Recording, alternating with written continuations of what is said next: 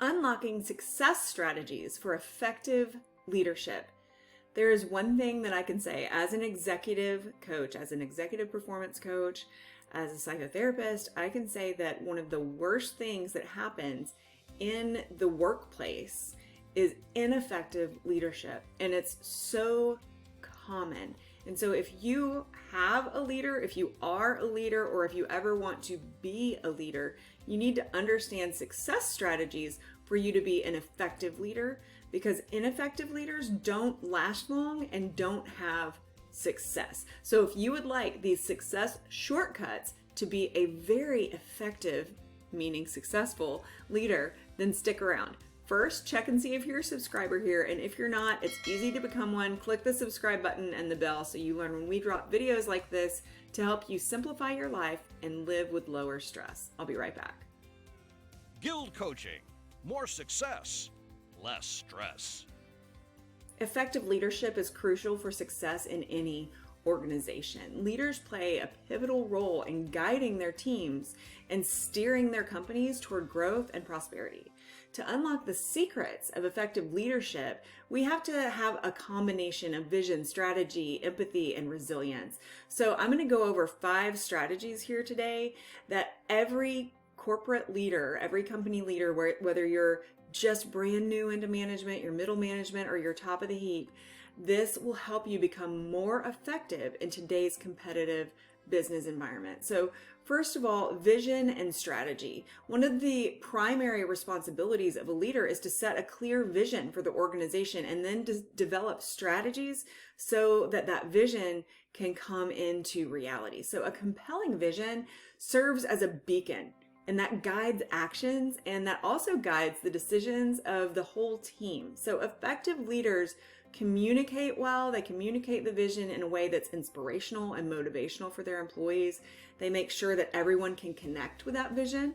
Because if you're not going to want to put in your all if you can't connect who you are with what you're doing and why you're doing it. That sense of purpose and direction will make all the difference in the world regarding whether you have a really effective team or a team that's just kind of doing bare minimum. Okay, so developing and executing that vision, and then also a strategy to make the vision come to life, is equally as essential.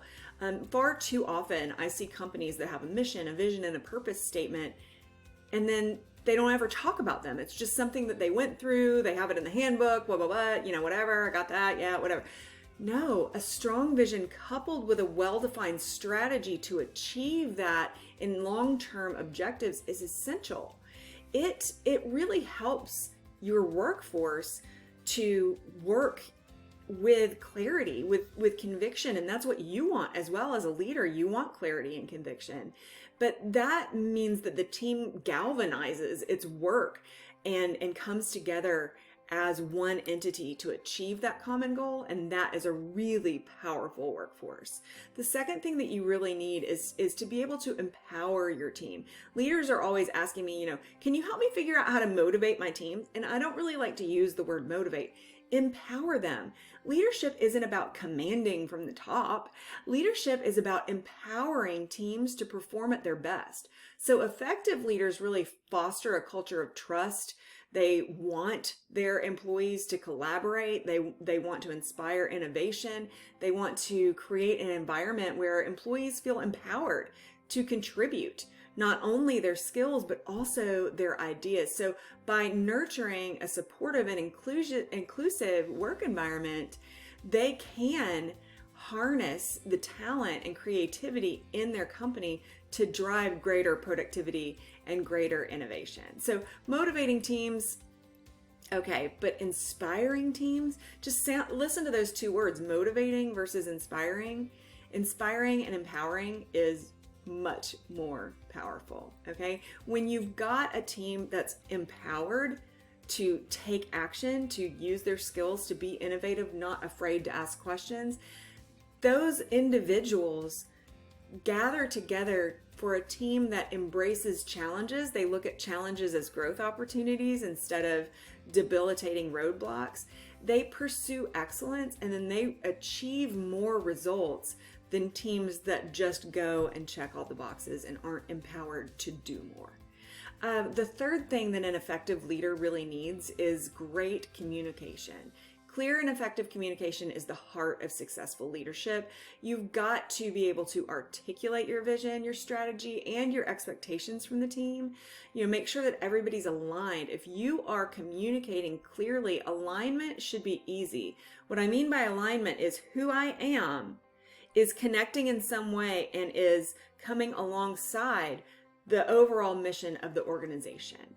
That creates a sense of trust between the individual employees and the organization, and then it creates trust and openness within teams, because leaders aren't leaders without teams that are backing them up, right? So this communication helps in every facet of business, including representing the organization to stakeholders or investors or customers and the public. So in order to build strong relationships with internal and external partners, you have to have a positive brand image. You have to foster that trust and loyalty, and it all comes back to how do you communicate. The fourth skill that you need to develop is how to be adaptable in decision making. The reason that you need adaptability in decision making is that the marketplace out there is constantly changing, and leadership requires making tough decisions. So even when those decisions aren't going to be popular, but they're the best thing for the employees or the company overall. So effective leaders really demonstrate sound judgment and decisiveness. They weigh risk versus opportunities so that they can make informed choices that align with the organization's strategic objectives and the skills and abilities of the employees as well. They recognize that not every decision is going to be perfect, but they're willing to take responsibility for the outcome. They're willing to admit and learn from their mistakes, and they're willing to be open with their team about this. So being adaptable is crucial for effective leadership. If you're not agile, if you can't be responsive to changes in the market or customer preferences or technological advances, which are really changing culture in a huge way. I'm developing a keynote on that right now to give for a group, how technology is shifting our culture and how we can shift with it and use it to fuel greatness instead of being confused by it. You've got to be flexible and adaptable like that so that you can lead your teams through times of uncertainty, of change, and so that they're not just able to shift with the change, but they allow the change to empower them even further. And then the fifth skill set is emotional intelligence, which one of my favorite facets of emotional intelligence is resilience. The journey of leadership often has a lot of challenges and a lot of setbacks, and so effective leaders really need to be resilient. Resilient is that you get back up when you're knocked down, or you're able to not even get knocked down, but you can be agile and duck and deal with anything that comes at you. If you remain steadfast and composed while you're navigating turbulent times, then that is a sign of resilience. Resilient leaders really inspire confidence in their teams. They reassure their teams that obstacles are temporary and that they can be overcome through a collective effort and through perseverance. So by demonstrating a culture of resilience or a pattern of resilience, leaders really give optimism within their organization, and then they foster a resilient culture that thrives in the face of adversity, even long past their leadership. So emotional intelligence is a critical attribute for effective leadership. I highly recommend that you really invest in developing your emotional intelligence. It helps you to understand others. It helps you to understand their concerns, their motivations, their aspirations. You don't have to adopt those things, but through understanding others, you're going to be able to lead them in a more effective way.